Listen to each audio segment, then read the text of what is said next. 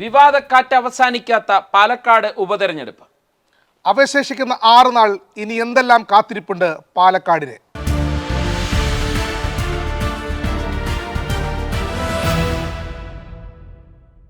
പാലക്കാട് ഉപതെരഞ്ഞെടുപ്പിന്റെ പ്രഖ്യാപനം മുതൽ വിവാദങ്ങളാണ്, അല്ലെങ്കിൽ ഏതെങ്കിലും നിർണായക സംഭവ വികാസങ്ങളാണ്. നോക്കൂ, ഒന്നും നമ്മൾ പെട്ടെന്ന് തന്നെ ഒന്ന് കണ്ണോടിച്ചാൽ കിട്ടുന്നത് സരിൻ കത്ത്, ട്രോളി, കെ മുരളീധരൻ വ്യാജ വോട്ടിൽ എത്തി നിൽക്കുന്നു. അപ്പോൾ കഴിഞ്ഞ ദിവസം വി.ഡി. സതീശൻ പറഞ്ഞ പോലെ കത്തിൽ തുടങ്ങി ഇ.പി. ജയരാജൻ്റെ പുസ്തകത്തിൽ അവസാനിക്കുന്ന രീതിയിലാണ് ഇപ്പോൾ കാര്യങ്ങൾ പോകുന്നതെന്ന് വി.ഡി. സതീശൻ പറഞ്ഞു. അവിടെ നിന്നില്ല, ഇപ്പോൾ വ്യാജ വോട്ട് ആരോപണത്തിലേക്ക് കാര്യങ്ങൾ എത്തി നിൽക്കുന്നു. ഈ പാലക്കാട് ഉപതെരഞ്ഞെടുപ്പിൻ്റെ തുടക്കം ഒന്ന് ആലോചിച്ച് നോക്കൂ. പാലക്കാട് ഉപതെരഞ്ഞെടുപ്പ് പ്രഖ്യാപിക്കുന്നു. അന്ന് വൈകുന്നേരം രാഹുൽ മാങ്കൂട്ടത്തിനെ കോൺഗ്രസ് സ്ഥാനാർത്ഥിയായി പ്രഖ്യാപിക്കുന്നു. അടുത്ത ദിവസം മുതൽ തന്നെ പാലക്കാട്ടെ കോൺഗ്രസിനുള്ളിൽ പ്രശ്നങ്ങൾ തുടങ്ങി. പി സരിൻ്റെ വരവ് ഉണ്ടാകുന്നു. പി സരിൻ പിന്നീട് LDF സ്ഥാനാർത്ഥിയാകുന്നു. അതിനുശേഷം സന്ദീപ് വാര്യർ വിഷയം വരുന്നു. ഇങ്ങനെ പല പല വിഷയങ്ങൾ ഇങ്ങനെ പാലക്കാടിനെ സജീവമായി നിർത്തുന്ന രീതിയിലാണ് ഇതുവരെയുള്ള കാര്യങ്ങൾ പോയത്. ചേലക്കരയും വയനാട് ഉപതെരഞ്ഞെടുപ്പ് വോട്ടെടുപ്പ് പൂർത്തിയായി. പക്ഷെ പാലക്കാട് 20-ാം തീയതിയാണ് കൽപ്പാത്തി രഥോത്സവവുമായി ബന്ധപ്പെട്ട് കൽപ്പാത്തി രഥോത്സവവുമായി ബന്ധപ്പെട്ട് ഇന്ന് വന്ന ഒരു ചിത്രം, ഒരു വാർത്താ ചിത്രം, മാതൃഭൂമി ഫോട്ടോഗ്രാഫർ PP രതീഷ് എടുത്ത ചിത്രം ഇന്ന് ഒരുപാട് പേര് പങ്കുവച്ചിട്ടുണ്ട്. ആ ചിത്രത്തിൽ കാണുന്നത് എന്താണ്? പി സരിൻ ഈ കൽപ്പാത്തി രഥോത്സവവുമായി ബന്ധപ്പെട്ട പ്രസാദം കുടിക്കുന്നു. അത് എന്താണ് ഇനി ചെയ്യാനുള്ളത് എന്ന് പറഞ്ഞ് നോക്കി നിൽക്കുന്ന രാഹുൽ മാങ്കൂട്ടത്തിനെയാണ്. അതൊരു വല്ലാത്തൊരു രാഷ്ട്രീയ ചിത്രമായിട്ടാണ് എല്ലാവരും എടുത്തു കാണിക്കുന്നത്. നമുക്ക് തന്നെ കണ്ടാൽ വലിയ കൗതുകം തോന്നുന്ന രാഷ്ട്രീയ ചിത്രം. ഇതാണ് പാലക്കാട്ടെ ഇപ്പോഴത്തെ അവസ്ഥ എന്നുള്ളതാണ് പലരും സൂചിപ്പിക്കുന്നത്. അതായത് പി സരിൻ വന്നതോടുകൂടി രാഹുൽ മാങ്കൂട്ടത്തിൽ വളരെ സേഫായി ഇറങ്ങിയ സ്ഥലമാണ്. പക്ഷേ സരിൻ എന്ന് പറയുന്ന സ്ഥാനാർത്ഥി അവിടെ LDFൻ്റേതായി വന്നതോടുകൂടി കാര്യങ്ങളെല്ലാം മാറി മറിയുന്ന സാഹചര്യം. എന്തും ഏതും വിവാദമാകുന്ന, എവിടെയും എങ്ങനെയും അങ്ങോട്ടും ഇങ്ങോട്ടും കൊടുക്കുന്ന രീതിയിലുള്ള ആരോപണങ്ങൾ കൊണ്ടുവരുന്നു. നോക്കൂ, ട്രോളി വിവാദം, അതിനുശേഷം സ്പിരിറ്റ് വരുന്നു. ഇങ്ങനെ പല പല ആരോപണങ്ങൾ, ഏതെല്ലാം ആർക്കൊക്കെ എടുത്ത് ഉപയോഗിക്കാൻ പറ്റും അതെല്ലാം എടുത്ത് ഉപയോഗിക്കുന്ന ഒരു സാഹചര്യം. ഇങ്ങനെ ഇതുവരെ എത്തി നിൽക്കുമ്പോൾ ഷാനോസ് എങ്ങനെയാണ് ഈ പാലക്കാട് ഉപതെരഞ്ഞെടുപ്പിന് നോക്കിക്കാണുന്നത്? ആർക്കാണ് മേൽക്കൈ എന്ന് പറയാവുന്ന രീതിയിലേക്ക് കാര്യങ്ങൾ പോയിട്ടുണ്ടോ? ഒന്ന്, പാലക്കാട് ഉപതെരഞ്ഞെടുപ്പാണ് ഈ നടക്കുന്ന 3 ഉപതെരഞ്ഞെടുപ്പുകളിൽ വയനാട്, പാലക്കാട്, ചേലക്കര. ഇതിലേറ്റവും ശ്രദ്ധേയമായ രാഷ്ട്രീയ പോരാട്ടം ശരിക്കും പാലക്കാടാണ്. അത് ഏറ്റവും പ്രധാനപ്പെട്ട കാര്യം, അവിടെ BJP 2-ാം സ്ഥാനത്തെത്തി എന്നുള്ളതാണ്. അങ്ങനെ ചെറിയ വോട്ടിന് ഷാഫി പറമ്പിൽ ജയിച്ചൊരു സ്ഥലത്തു നിന്ന് ഷാഫി വടകരയിലേക്ക് പോകുന്നു. അങ്ങനെ പാലക്കാട് അനാഥമാകുന്നു. ആ പാലക്കാട്ട് ഉള്ള സാധ്യത BJP കൽപ്പിച്ച് നിൽക്കുമ്പോൾ തന്നെ പുറത്തു നിന്ന് ഒരാളെ അവിടേക്ക് കൊണ്ടുവരുന്നു. അത് രാഹുൽ മാങ്കൂട്ടത്തിലാണ്. ആ സമയം അത് നേരത്തെ പറച്ചിലുകളാണെങ്കിൽ പോലും പല പേരുകളും സ്വാഭാവികമായിട്ട് DCCയുടെ ഭാഗത്ത് ഉയർന്നു വരുമല്ലോ. അതൊരു നമ്മളാരും കാണാത്തൊരു കഥ അവിടെ DCCയുടെ ഭാഗത്ത് സംഭവിക്കുന്നത്. നമ്മളത് പിന്നീടാണ് അറിയുന്നത്. അപ്പം ഈ ചെറുപ്പക്കാരൻ അവിടെ എൻട്രി ചെയ്യുന്നു. അതോടൊപ്പം തന്നെ സരിൻ വിവാദം ഉയർത്തിക്കൊണ്ടുവരുന്നു. സത്യത്തിൽ അവിടെ അതിൻ്റെ ഒരു ആദ്യഘട്ടത്തിൽ കോളടിച്ച CPM-നാണ്. കാരണം CPM ഒരു സ്ഥാനാർത്ഥിയെ തപ്പിക്കൊണ്ടിരിക്കുന്ന സമയത്ത് തന്നെ കോൺഗ്രസിനകത്ത് അന്തഛിദ്രം മൂക്കുന്നു. 2-3 തവണ മാധ്യമങ്ങളെ കണ്ട് വലിയ തോതിൽ ഈ പി സരിൻ ആഞ്ഞടിക്കുകയാണ്. പി സരിൻ്റെ നീക്കങ്ങൾ ഇങ്ങനെ സസൂക്ഷ്മം ശ്രദ്ധിക്കുകയാണ് CPM, ഇടതുപക്ഷ ജനാധിപത്യ മുന്നണി.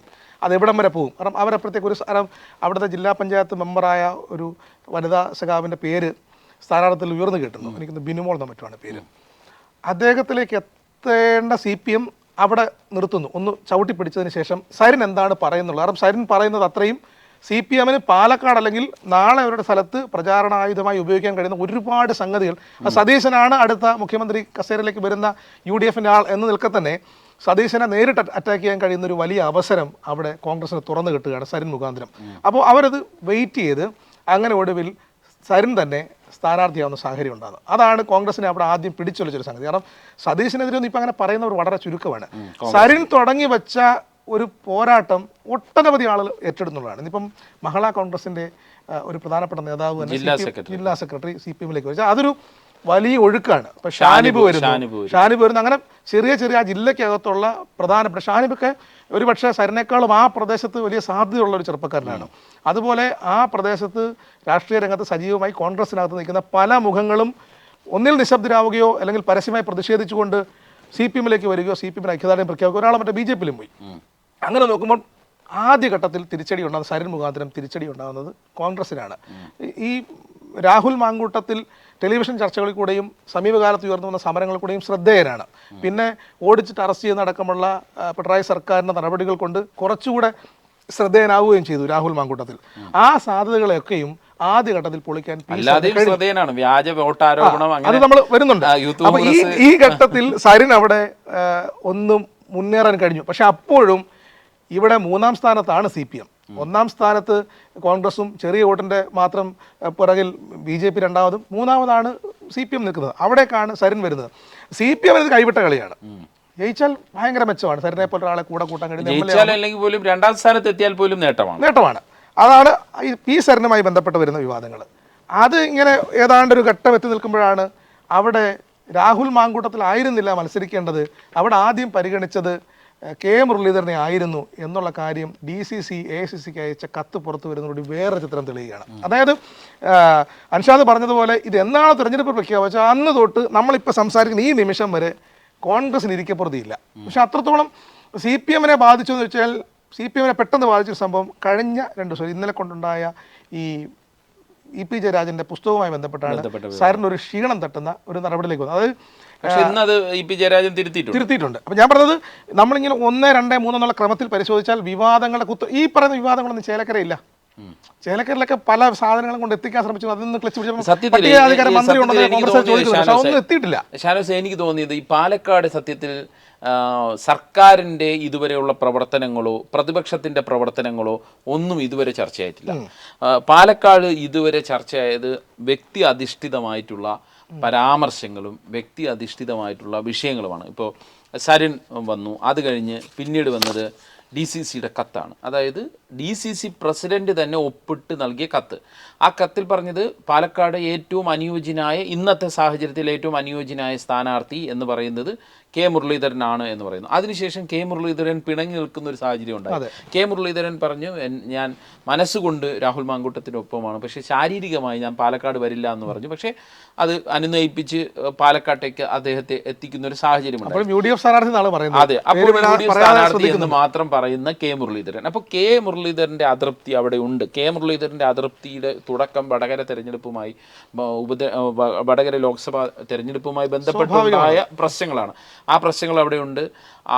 ആ പ്രശ്നങ്ങളെ ഇപ്പോഴും സജീവമായി നിലനിർത്താൻ അദ്ദേഹം ശ്രമിക്കുന്നുണ്ട് എന്നുള്ളതാണ് അദ്ദേഹത്തിൻ്റെ വാക്കുകളിൽ നിന്ന് മനസ്സിലാവുന്നത്. പിന്നീട് വന്നതാണ് ട്രോളി ആരോപണം. ട്രോളിയിൽ പണം കൊണ്ടുവന്നു എന്നുള്ള ആരോപണം. പക്ഷേ ആ ആരോപണവുമായി ബന്ധപ്പെട്ട് NN കൃഷ്ണദാസ് എടുത്ത നിലപാടിലൂടെ CPMന് വലിയ രീതിയിൽ അത് തിരിഞ്ഞുകുത്തി എന്നുള്ള ഒരു വീക്ഷണമാണ് എനിക്കുള്ളത്. കാരണം എന്ന് വെച്ചാൽ ജനകീയ വിഷയങ്ങളാണ് ചർച്ച ചെയ്യേണ്ടത്, ട്രോളി പോലുള്ള വിഷയങ്ങളല്ല ചർച്ച ചെയ്യേണ്ടത് എന്നുള്ള ഒരുപാട് അർത്ഥതലങ്ങളുള്ള ചില പരാമർശങ്ങൾ NN കൃഷ്ണദാസിൻ്റെ ഭാഗത്തു നിന്നുണ്ടാകുന്നു. അങ്ങനെ ആ സ്ഥലത്ത് അതായത് കോൺഗ്രസ്സിന് ക്ഷീണമാകുമെന്ന് വിചാരിച്ച ഒരു വിവാദം CPMന് തിരിഞ്ഞുകുത്തുന്ന ഒരു സാഹചര്യമുണ്ടായി. പിന്നീട് ഉണ്ടായതാണ് ഈ സ്പിരിറ്റിൻ്റെ വിഷയം. സ്പിരിറ്റ് ഇപ്പോൾ ചിറ്റൂർ മേഖലയിൽ നിന്ന് വ്യാപകമായി സ്പിരിറ്റ് ഒഴുകുന്നു എന്നുള്ള വാർത്ത കഴിഞ്ഞ് കുറച്ച് ദിവസമായിട്ട് അവിടെ പരക്കുന്നുണ്ടായിരുന്നു. അതിനിടയിലാണ് വലിയ ഒരു തെങ്ങിൻ തോപ്പിൽ നിന്ന് ഏകദേശം 3000 ലിറ്റർ സ്പിരിറ്റ് പിടിക്കുന്നത്. ആ സ്പിരിറ്റ് പിടിച്ച തെങ്ങിൻ തോപ്പിൻ്റെ ഉടമ എന്ന് പറയുന്നത് ഒരു കോൺഗ്രസ് നേതാവാണ്.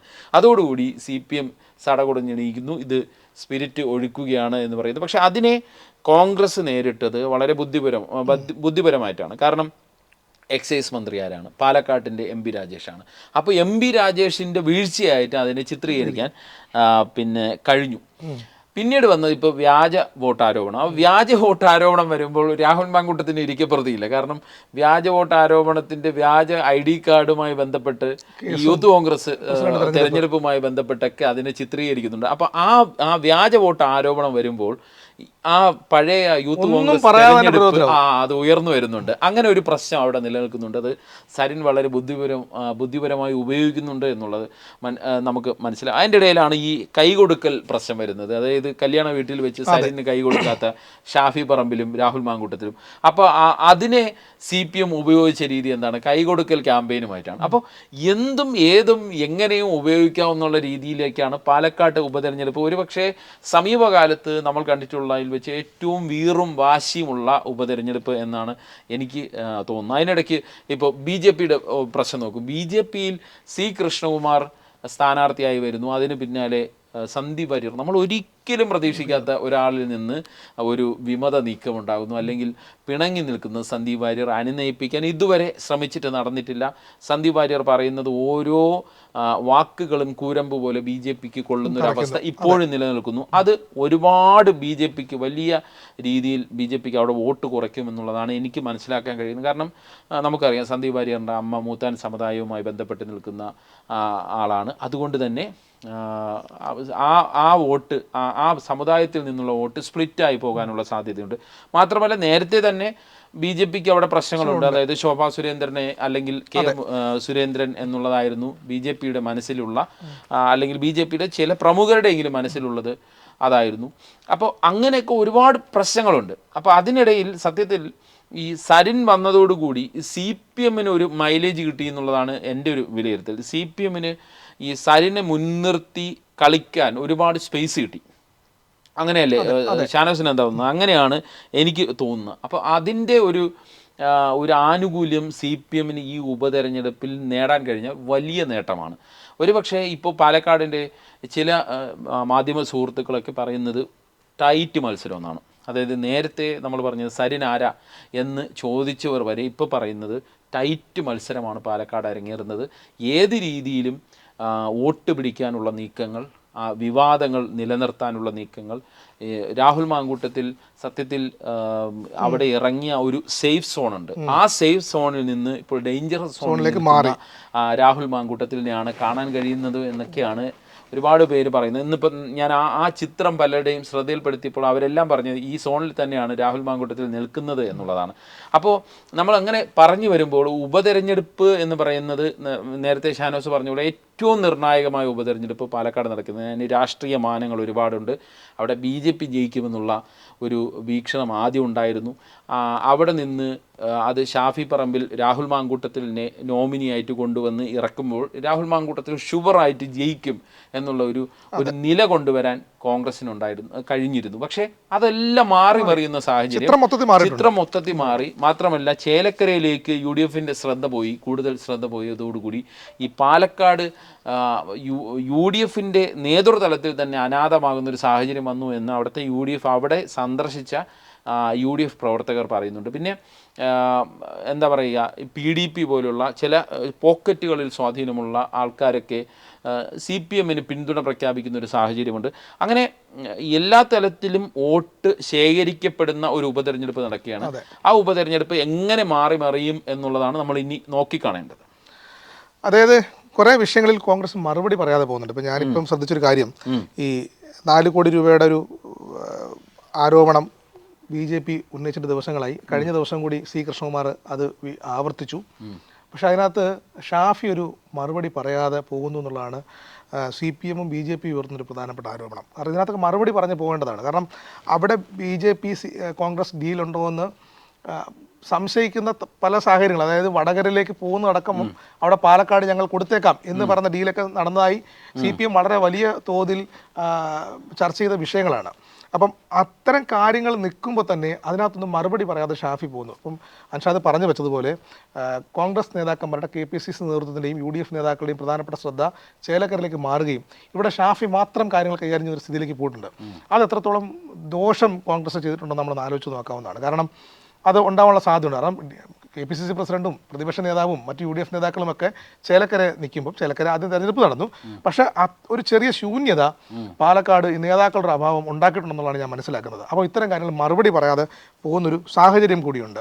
അപ്പം ആ തുടക്കത്തിൽ ഒരു വലിയ തോതിൽ വലിയൊരു ചാട്ടം ചാടാൻ, ഒരു ഉയർച്ച ഉണ്ടാക്കാൻ സ്ഥാനാർത്ഥി പ്രഖ്യാപനത്തിലൂടെ രാഹുൽ മാങ്കൂട്ടത്തിലിനെ കൊണ്ട് കഴിഞ്ഞിരുന്നുവെങ്കിൽ മെല്ലെ മെല്ലെ കാര്യങ്ങൾ കൈവിട്ടു പോകുന്ന സ്ഥിതിയാണ് ഉണ്ടായിട്ടുള്ളത്.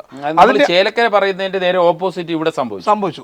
അപ്പം ഈ പറഞ്ഞതുപോലെ നമ്മളിപ്പോൾ ഒരു ചർച്ച കഴിയുമ്പോൾ നമ്മൾ സ്വാഭാവികമായിട്ട് നമ്മളിങ്ങനെ കുറച്ചുകൂടെ ഗൗരവത്തിലേക്ക് ശ്രമിക്കുന്നത്. നമുക്ക് ഈ വ്യാജ വോട്ടെന്ന് കേൾക്കുമ്പോഴേ ചിരി വരികയാണ്. അത് ഈ വ്യാജം എന്ന് പറഞ്ഞാൽ ഇത് ഉൽപ്പാദിപ്പിക്കപ്പെട്ടത് കേരളീയ പൊതുസമൂഹത്തിന് മുമ്പിൽ വലിയ ചർച്ചയായിട്ടുള്ളത് യൂത്ത് കോൺഗ്രസ് ഏറ്റവും അവസാനത്തെ വിവാദം വ്യാജ വോട്ടാണ്. അതാണ് ഈ പ്രസിഡന്റ് യൂത്ത് കോൺഗ്രസ് തെരഞ്ഞെടുപ്പുമായി ബന്ധപ്പെട്ടാണ് വ്യാജ വോട്ടർമാരും വ്യാജ വോട്ടർ കാർഡുകളും വോട്ട് ചെയ്യാൻ വന്നു. അപ്പോൾ അത് പറഞ്ഞ് ഈ ചില ടെലിവിഷൻ ഷോയെ കാണുമ്പോൾ നമുക്ക് ചിരിക്കാതിരിക്കാൻ പറ്റത്തില്ല. കാരണം രജനീകാന്ത് വരെ ചിലപ്പോൾ 23 വന്ന് വോട്ട് ചെയ്യും എന്ന് പറയുന്ന ആൾക്കാരൊക്കെ നമ്മൾ കണ്ടു. വോട്ട് ചെയ്യുമെന്നാണ് പറയുന്നത്. കാരണം അത്തരത്തിൽ ഇതെന്തു പറഞ്ഞാലും ഇപ്പം ഏതാൾ പറഞ്ഞാലും ഇപ്പം തിരുവനന്തപുരത്തിരുന്ന ആൾ പറഞ്ഞാലും ചങ്കി തറയ്ക്കുന്നത് രാഹുൽ മാങ്കൂട്ടത്തിൻ്റെയാണ്. അതാണ് അവസ്ഥ. അതിന് തൊട്ടു പിന്നാലെ പല ടെലിവിഷൻ ചാനലുകളും അല്ലെങ്കിൽ ഇടതുപക്ഷം തന്നെയും CPM തന്നെയും വ്യാജ വോട്ട് സംബന്ധിച്ച വ്യാജ വോട്ടർമാരെ സംബന്ധിച്ച ആരോപണം അവിടുത്തെ CPM ജില്ലാ സെക്രട്ടറി ദിവസങ്ങളായി പറയുന്നുണ്ട്. CPM ജില്ലാ സെക്രട്ടറി അവസാനം പറഞ്ഞേക്കുന്നത് ഇതിനകത്തൊരു മറുപടി തെരഞ്ഞെടുപ്പ് കമ്മീഷൻ തന്നില്ലെങ്കിൽ 18-ാം തീയതി വലിയ പ്രക്ഷോഭം, 20-ാം തീയതി ഇലക്ഷൻ നടക്കുകയാണ്, 18-ാം തീയതി വലിയ പ്രക്ഷോഭത്തിലേക്ക് പോകുമെന്നാണ് അവിടുത്തെ CPM ജില്ലാ സെക്രട്ടറി പറയുന്നത്. അതിന് ചെറുതായിട്ട് കാണാൻ കഴിയില്ല. കാരണം CPM തന്നെ കഴിഞ്ഞ ഒരാഴ്ചയിൽ മേലായിട്ട് ഓൺ ചെയ്യുകയാണ് അവിടെ കള്ളവോട്ടുണ്ട്, വ്യാജ വോട്ട് ചേർത്തിട്ടുണ്ട്. കാരണം 2700-ലേറെ വ്യാജ വോട്ടർമാരെ കോൺഗ്രസും BJPയും കൂടെ ചേർത്തു എന്നാണ് CPMൻ്റെ പാലക്കാട് ജില്ലാ സെക്രട്ടറി പറയുന്നത്. അതിനകത്ത് ഏതാണ്ട് 800 വോട്ട് പിരായിരി എന്ന് പറയുന്ന സ്ഥലത്ത് പഞ്ചായത്തിൽ മാത്രമാണ് 800 വോട്ട് ചേർത്തിരിക്കുന്നത്. അതായത് പാലക്കാട് നിയമസഭാ മണ്ഡലത്തിൽ അല്ലാതിരുന്ന അപ്പം മലമ്പുഴയിലുള്ള വോട്ടർമാർ പാലക്കാട് വോട്ടർമാരായിട്ട് മാറുന്നു. എന്ന് വെച്ചാൽ ഇത് ആരാണ് ചേർത്തത്? CPM അല്ല ചേർത്തത്. അതുകൊണ്ടാണ് CPM ഇത് ദിവസങ്ങളായി പറയുന്നത്. ഒടുവിൽ അവർ സഹിയായിട്ട് പറയുകയാണ്, ഞങ്ങൾ സമരം തുടങ്ങാൻ പോവുകയാണ് ഈ മാസം 18, അതായത് തെരഞ്ഞെടുപ്പിന് 2 ദിവസം മുമ്പേ. അത് 18 കൊട്ടിക്കലാശ ദിവസമാണെന്ന് എനിക്ക് തോന്നുന്നു. 18 അത് കൊട്ടിക്കലാശ ദിവസം CPM സമരം നടത്താൻ പോകാന്ന് പറഞ്ഞാൽ അന്ന് രാവിലെ തൊട്ട് പിന്നെ CPMൻ്റെ ഒരു അരങ്ങായിരിക്കും അവിടെ കാണാൻ പോവുക. അതിനകത്ത് മറുപടി പറയേണ്ടി വരും. അപ്പോൾ ഈ സംഭവത്തിൽ CPM ജില്ലാ സെക്രട്ടറി അല്ല നമ്മൾ രണ്ടുപേരും ആരെങ്കിലും ആയിക്കോട്ടെ, വ്യാജ വോട്ട് എന്നൊക്കെ പറയുമ്പോഴത്തേക്ക് ഇത് ചെന്ന് തറയ്ക്കുന്ന മുഴുവനും കോൺഗ്രസിൻ്റെയും രാഹുൽ മാങ്കൂട്ടത്തിൻ്റെയും നേർക്കാണ്. അതിന് കൃത്യമായ മറുപടി പറഞ്ഞു ഇതുവരെ കഴിഞ്ഞിട്ടില്ല. അതിനിടയിൽ ഈ VK ശ്രീകണ്ഠൻ പറഞ്ഞൊരു വാക്ക് എനിക്ക് ഓർമ്മ വരികയാണ്. അതായത് സരിനും സരിൻ്റെ ഭാര്യയും പാലക്കാട് വോട്ട് ചേർത്തത് 3 മാസം മുമ്പാണ് എന്ന് പറയുന്നു. അത് പരിശോധിക്കണം എന്ന് പറഞ്ഞു. ആ 3 മാസം മുമ്പ് സരിന് ചേരിയിലായിരുന്നു എന്നുള്ളത് ഓർക്കേണ്ടി വരും. അപ്പോൾ വോട്ട് ചേർത്തത് ആരാണ്? അപ്പോൾ ഈ രാഹുൽ മാങ്കൂട്ടത്തിൽ തന്നെ ഇതിന് വിശദീകരിക്കാൻ പ്രയാസപ്പെടുന്നതെന്ന് ചില മാധ്യമങ്ങളിൽ കണ്ടു. അപ്പോൾ ഇങ്ങനെ വളരെ രസകരമായ ഒരുപാട് കാര്യങ്ങൾ പാലക്കാട് അരങ്ങേറുന്നുണ്ട്. അതിനിടയിൽ ഇന്നിപ്പോൾ EP ജയരാജൻ പുസ്തകവുമായി ആത്മകഥയുമായി ബന്ധപ്പെട്ട് പുതിയ വിശദീകരണവുമായി വന്നിട്ടുണ്ട്. അതിൽ സരിനെ മഹാനാണ്, ഉത്തമനായ സ്ഥാനാർത്ഥിയാണ്. എനിക്കതിൽ തോന്നി ഇത് EP ജയരാജൻ ട്രോളുകയാണോ എന്ന് സംശയം തോന്നുന്ന തരത്തിലുള്ള ചില പരാമർശങ്ങളാണ് അദ്ദേഹം നടത്തുന്നത്. അപ്പോൾ എന്തുകൊണ്ടും രസകരമായ ഒരു ഉപതെരഞ്ഞെടുപ്പ് പശ്ചാത്തലമാണ് പാലക്കാട് ഒരുങ്ങുന്നത്. ഇനിയിപ്പോൾ 18-ാം തീയതി ഇപ്പോൾ CPM നേരത്തെ ഷാനോസ് പറഞ്ഞതുപോലെ ഈ CPM ഒരു സമരത്തിലേക്കൊക്കെ പോവുകയാണെങ്കിൽ വേറെ തലത്തിലേക്ക് കാര്യങ്ങൾ പോകാനുള്ള സാധ്യതയുണ്ട്. നമ്മൾ ഇപ്പോൾ ഈ EP ജയരാജൻ്റെ ഇതിലേക്ക് തന്നെ തിരികെ വന്നാൽ EP ജയരാജൻ ഇന്നലെ പറഞ്ഞതിൽ നിന്ന് കുറച്ച് വ്യത്യാസം വരുത്തിയിട്ടുണ്ട്. മാത്രമല്ല DC ബുക്സിൻ്റെ ഉടമയുടെ രവി DCയുടെ പ്രതികരണവും വന്നിട്ടുണ്ട്. ഞങ്ങൾക്ക് ഇതിൽ കൂടുതലൊന്നും പറയാനില്ല എന്നുള്ളതാണ്. അപ്പം നമുക്ക് ഇന്ന് കൂടുതൽ മനസ്സിലാവുന്നത് ഇത് EP ജയരാജനുമായി ബന്ധപ്പെട്ട് ഈ പുസ്തകം അല്ലെങ്കിൽ ഈ എഴുതിയതിന് ശേഷം അദ്ദേഹം തിരുത്താൻ കൊടുത്ത ആളും DC ബുക്സുമായിട്ട് നിരന്തരം ചർച്ച നടത്തിയിരുന്നു. അവരാണ് പേര് നിശ്ചയിച്ചത്. അവർ ഈ ഡ്രാഫ്റ്റ് ചെയ്യാനുള്ള എല്ലാ ഏർപ്പാടും ചെയ്തു. കാരണം നമ്മൾ വന്നിരിക്കുന്ന PDF ഒന്ന് പരിശോധിച്ചാൽ അതിൻ്റെ ഉത്തരം കിട്ടും. കാരണം നമ്മൾ ഒരിക്കലും എങ്ങും കാണാത്ത ചിത്രങ്ങൾ, ഇപ്പോൾ അതിൽ പിണറായി വിജയനുണ്ട്, അതിൽ ചടയൻ ഗോവിന്ദനും പിണറായി വിജയനും കോടിയേരി ബാലകൃഷ്ണനും മൊത്തം കുടുംബസഹിതം താജ്മഹലിന് മുന്നിൽ നിൽക്കുന്ന ചിത്രം, ഇങ്ങനെയൊക്കെയുള്ള അതിൽ ഒരുപാട് ചിത്രങ്ങൾ. അപ്പോൾ ഈ ചിത്രങ്ങൾ EP ജയരാജൻ്റെ കയ്യിലുള്ളതാണ്. അപ്പോൾ EP ജയരാജൻ കൊടുക്കാതെ ഇങ്ങനെ ഒരു ഡ്രാഫ്റ്റ് തയ്യാറാവില്ല. അപ്പോൾ അവിടെ എന്താണ് സംഭവിച്ചെന്നുള്ളത് കൂടുതൽ അന്വേഷണത്തിലൂടെ മാത്രമേ മനസ്സിലാവുള്ളൂ. പക്ഷേ അപ്പോഴും EP ജയരാജൻ പറയുന്നത് തൻ്റെ ആത്മകഥ അല്ല എന്ന് പറയുന്നത്. പക്ഷേ അവിടെയൊക്കെ അദ്ദേഹത്തിൻ്റെ അടുത്ത് ചില ചോദ്യങ്ങൾ ചോദിക്കുമ്പോൾ അദ്ദേഹം ഒഴിഞ്ഞു മാറുന്നുണ്ട്. അതിനിടയിലാണ് അദ്ദേഹം സരിനുമായി ബന്ധപ്പെട്ട ചില പരാമർശങ്ങൾ ഉണ്ട്. ഷാനോസിന് എന്ത് തോന്നുന്നു? EP ജയരാജൻ വിവാദം, ഇപ്പോൾ നമ്മൾ രാഹുൽ മാങ്കൂട്ടത്തിൻ്റെ കാര്യം എല്ലാം പറഞ്ഞു, ഇതുവരെ ഉണ്ടായിരുന്ന വിവാദങ്ങളെല്ലാം പറഞ്ഞു. പക്ഷേ EP ജയരാജൻ വിവാദം പാലക്കാട് വലിയ ചർച്ചയാകാനുള്ള സാധ്യതയുണ്ട്. അത് വോട്ടർമാരെ സ്വാധീനിക്കാനുള്ള സാധ്യതയുണ്ടോ? അത് 2 തരത്തിലും സ്വാധീനിക്കാം. നമ്മൾ PDF P ജയരാജൻ്റെ ആത്മകഥയെന്ന് പുറം ലോകം ഇപ്പോൾ ചർച്ച ചെയ്തുകൊണ്ടിരിക്കുന്ന നമുക്ക് ഉറപ്പില്ല, അത് പി ജയരാജൻ നിഷേധിച്ചതുകൊണ്ട്. അതിൻ്റെ 177 പേജിൽ 3 ഉപതെരഞ്ഞെടുപ്പും പാർട്ടിയും എന്ന് പറയുന്ന ഭാഗത്താണ് ഈ റീസെൻ്റായിട്ട് സമീപകാലത്തെ സംഭവങ്ങളെ പരാമർശിക്കുന്നത്. സംസ്ഥാനത്ത് 3 ഉപതെരഞ്ഞെടുപ്പുകൾ നടക്കുന്നതിൻ്റെ അന്തിമഘട്ടത്തിൽ നിൽക്കുമ്പോഴാണ് ഇത് കുറിക്കുന്നത്. വോട്ടെടുപ്പിന് മുമ്പ് ഇത് പ്രസിദ്ധീകരിക്കുകയാണെങ്കിൽ അതും വിവാദമായേക്കാം. എന്തായാലും അത് കഴിഞ്ഞാകും എന്നുള്ളത് കൊണ്ട് തുറന്നു പറയാമല്ലോ എന്ന് പറഞ്ഞുകൊണ്ടാണ് ഈ അവസരവാദ രാഷ്ട്രീയത്തെക്കുറിച്ച് ഈ 3 ഉപതെരഞ്ഞെടുപ്പും പരാമർശം വരുന്നത്. അതിനകത്ത് അവസരവാദ രാഷ്ട്രീയത്തെക്കുറിച്ച് ചർച്ച ചെയ്യുമ്പോൾ പാലക്കാട്ട് LDF സ്ഥാനാർത്ഥിയുടെ വിഷയവും ചർച്ചയാകുമല്ലോ. LDF സ്ഥാനാർത്ഥിയുടെ വിഷയവും ചർച്ചയാകുമല്ലോ. ഡോക്ടർ പി സരിൻ തലേ ദിവസം വരെ UDF സ്ഥാനാർത്ഥിയാകുമെന്ന പ്രതീക്ഷയിലായിരുന്നു. അത് കിട്ടാതായപ്പോൾ ഇരുട്ടി വെളുക്കും മുമ്പേ മറുകണ്ഠം ചാടൽ എന്ന് വെച്ചാൽ സരിനെ ഡയറക്റ്റായിട്ട് അറ്റാക്ക് ചെയ്യാണ്. അപ്പോൾ ഇതിനകത്ത് നമുക്ക് 2 സൈഡിൽ നിന്നും ചർച്ച ചെയ്യാം. നമ്മൾ ഇന്നലെ ഈ വിഷയം ചർച്ച ചെയ്താണ്. ഇത് വിവാദമായേക്കാം എന്ന് പറഞ്ഞാൽ ഇത് അതിനുശേഷം പുറത്തിറക്കാൻ വെച്ച പുസ്തകമാണെന്നുള്ളൊരു വ്യംഗ്യം ആ വാചകങ്ങളിലുണ്ട്. അതിനൊപ്പം തന്നെ അവസരവാദ രാഷ്ട്രീയത്തെക്കുറിച്ച് സരിൻ്റെ കാര്യം പറയുന്നു. സരിൻ ഇത് അതിനുശേഷം വരുന്നതാണ് സരിൻ്റെ ജയവും തോൽവിയും ഉൾപ്പെടുത്താം ഈ പുസ്തകത്തിനകത്ത്. അങ്ങനെ പരിശോധിച്ചാൽ സരിൻ്റെ ജയവും തോൽവിയും ഉൾപ്പെടുത്താം ഇതിനകത്ത്. അതിന് പകരം സരിൻ്റെ സ്ഥാനാർത്ഥിത്വം മാത്രമാണ് പറയുന്നത്. അങ്ങനെ പറഞ്ഞു വരുമ്പോൾ ഈ അവസരവാദ രാഷ്ട്രീയത്തോടും PV അൻവറോടും ചേർത്ത് വെച്ചാണ് ഇത് അവതരിപ്പിക്കുന്നത്. അപ്പം ഈ പുസ്തകത്തിൻ്റെ ഈ വാചകങ്ങൾ അതിൽ മറ്റൊരു കാര്യം നമ്മൾ ഇന്നലെ ചർച്ച ചെയ്ത ഒരു സംഭവം അതിൽ വരുന്നുണ്ട്. അതായത് കണ്ണൂർ ജില്ലാ സെക്രട്ടറിമാരെ കുറിച്ച് വിശദമായി ഒരു ഓർഡർ പറയുന്നുണ്ട്. അതെ, ആ ഓർഡർ അനുസരിച്ച് എനിക്ക് ശേഷം ഗോവിന്ദൻ മാഷായി. അപ്പോൾ എനിക്ക് ശേഷം ഗോവിന്ദൻ മാഷ് കണ്ണൂർ ജില്ലാ സെക്രട്ടറി ആയെങ്കിൽ എനിക്ക് ശേഷമാണ് ഗോവിന്ദൻ മാഷ് CPM-ന്റെ സംസ്ഥാന സെക്രട്ടറി ആവേണ്ടത്. അതിന്റെ ഓർഡർ തന്നെ പിണറായി വിജയൻ, കോടിയേരി ബാലകൃഷ്ണൻ, പിണറായി വിജയൻ, അതിനിടയിൽ T ഗോവിന്ദൻ വന്നു. T ഗോവിന്ദൻ നടപടിയുടെ ഭാഗമായിട്ട് പുറത്തുപോയി. അതിനുശേഷം കോടിയേരി ബാലകൃഷ്ണന് ശേഷം EP ജയരാജൻ, അങ്ങനെയാണ് വന്നത്. അപ്പോൾ അതിന് സ്വാഭാവികമായിട്ട് അതിന് ശേഷം വരേണ്ട ആളാണ്. പക്ഷെ അത്തരം കാര്യങ്ങൾ അങ്ങനെ CPM-ന്റെ ഉള്ളിലെ പൊളിറ്റിക്സ് ഈ തെരഞ്ഞെടുപ്പിൽ ചർച്ചയാകുമെന്ന് ചോദിച്ചാൽ പാലക്കാട് അതിൻ്റെ ആവശ്യം വരുന്നില്ലെന്ന് എനിക്ക് തോന്നുന്നത്. പക്ഷേ അതിനൊപ്പം ഈ സരിനെതിരെ പറഞ്ഞ കാര്യങ്ങൾ വലിയ തോതിൽ ഇന്നലെ പ്രചാരണായുധമാക്കിയിട്ടുണ്ട് എല്ലാവരും. പക്ഷേ ഇന്നത് പോയി അത് ക്ലിയർ ചെയ്യാൻ വേണ്ടി ജയരാജ സാഹിബിന് കഴിഞ്ഞിട്ടുണ്ടെന്നാണ് ഞാൻ മനസ്സിലാക്കുന്നത്. കാരണം പി സരിന് ഉത്തമനായ ചെറുപ്പക്കാരനാണ്. അല്ല, അത് 2 തരത്തിലും വ്യാഖ്യാനിക്കാൻ പറ്റില്ല. നമുക്ക് സ്വാഭാവികമായിട്ടും ഉത്തമൻ എന്നൊക്കെ പറയുമ്പോഴേ നമ്മൾ ട്രോളിന്റെ രീതിയിലാണ് ചിന്തിക്കുന്നത്. കർഷകരുടെയും തൊഴിലാളികളുടെയും വേദന മനസ്സിലാക്കുന്ന ചെറുപ്പക്കാരനാണ്. നിന്ന് വലിയ രീതിയിലുള്ള ക്ഷോഭം ഏറ്റുവാങ്ങിയ ശേഷം നടത്തിയ വാർത്താ സമ്മേളനത്തിൽ പിണറായി വിജയൻ മഹാനാണ് എന്ന് പറഞ്ഞതിനെയാണ് എനിക്ക് ഇവിടെ ഇതുമായി കൂട്ടി വായിക്കാനുള്ളത്. അതായത് ഇവിടെ അദ്ദേഹം പറഞ്ഞത് സരിന് ഉത്തമനായ സ്ഥാനാർത്ഥിയാണ്, പാലക്കാട് ഭാഗ്യമാണ് എന്ന് പറയുമ്പോൾ ട്രോളാവാനാണ് സാധ്യത. EP ജയരാജന്റെ ഒരു പറച്ചിൽ സംസാരിക്കുമ്പോൾ നമ്മൾ EP ജയരാജൻ എന്ന് പറഞ്ഞൊരു വ്യക്തിയെ നമ്മൾ കാണുന്ന ഒരു കാഴ്ചയിൽ നിന്നുകൊണ്ടാണ് നമ്മൾ അടയാളപ്പെടുത്തുന്നത്. EP ജയരാജൻ DYFI 1980 രൂപീകൃതമാകുമ്പോൾ ആദ്യത്തെ ദേശീയ പ്രസിഡന്റാണ്, ദേശീയ അധ്യക്ഷനാണ്. സംഘടനാപരമായി വലിയ മികവ് പുലർത്തിയാണ്. എത്രയോ കാലം മുമ്പ് കേന്ദ്ര കമ്മിറ്റി വന്നു, പാർട്ടിയുടെ എല്ലാ ഫോറങ്ങളിലും. അവസാനം ഇന്നലെ നമ്മൾ ഷാനോസ് ചർച്ച ചെയ്തതുപോലെ പിണറായിയുടെ മനസ്സ് വായിക്കാൻ കഴിയുന്ന, പിണറായിയുടെ മനസ്സ് മാറ്റാൻ കഴിയുന്ന, അല്ല അതിനകത്ത് ഞാൻ മനസ്സിലാക്കുന്ന EP ജയരാജനെ ഇത്തരത്തിൽ ട്രോൾ ചെയ്യപ്പെടുന്ന ഒരു കഥാപാത്രമാക്കി മാറ്റിയതിൽ കേരളത്തിലെ മാധ്യമപ്രവർത്തകർ പങ്കുണ്ട് എന്ന് വിശ്വസിക്കുന്ന ആളാണ് ഞാൻ.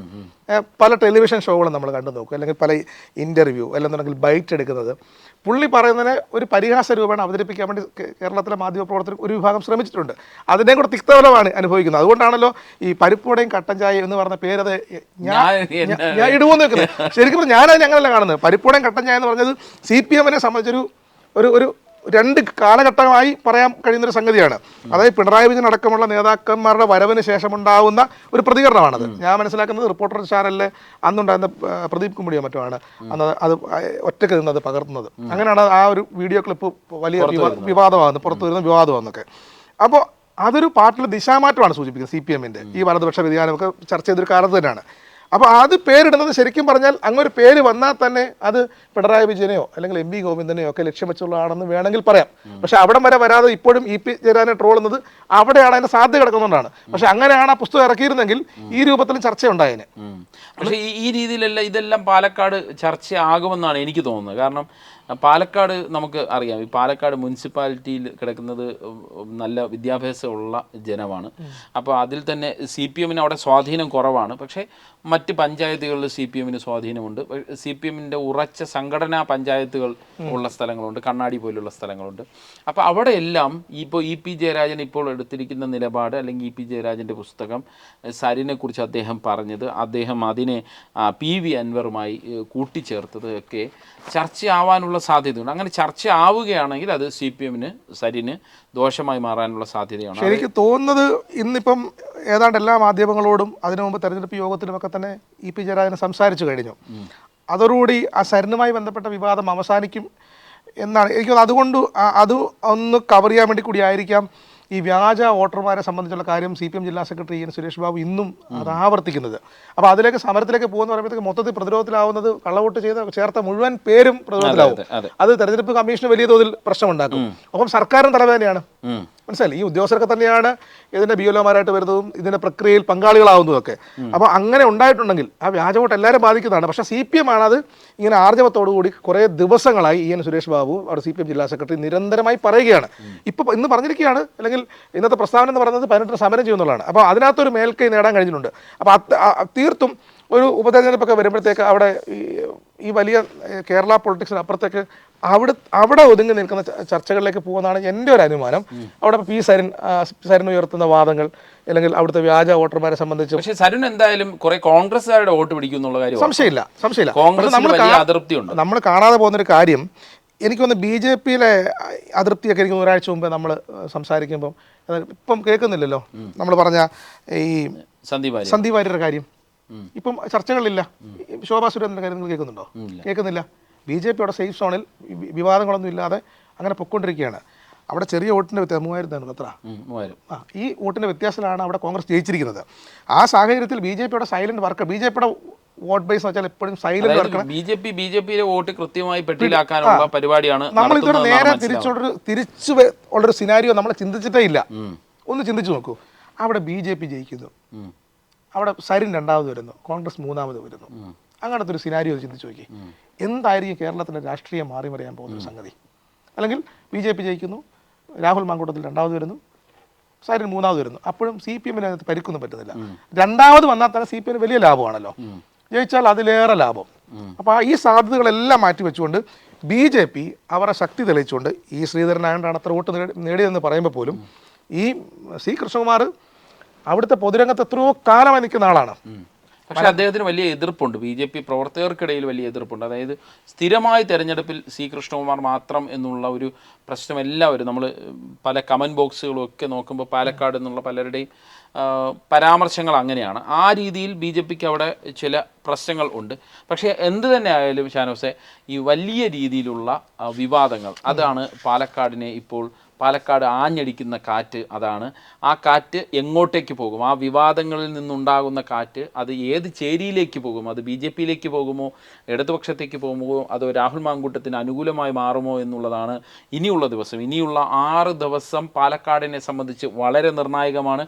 നമുക്ക് ഇനിയും ഒരുപാട് വിവാദങ്ങൾ മുന്നിൽ തന്നെ വരും എന്നാണ് ഞാൻ അനുമാനിക്കുന്നത്.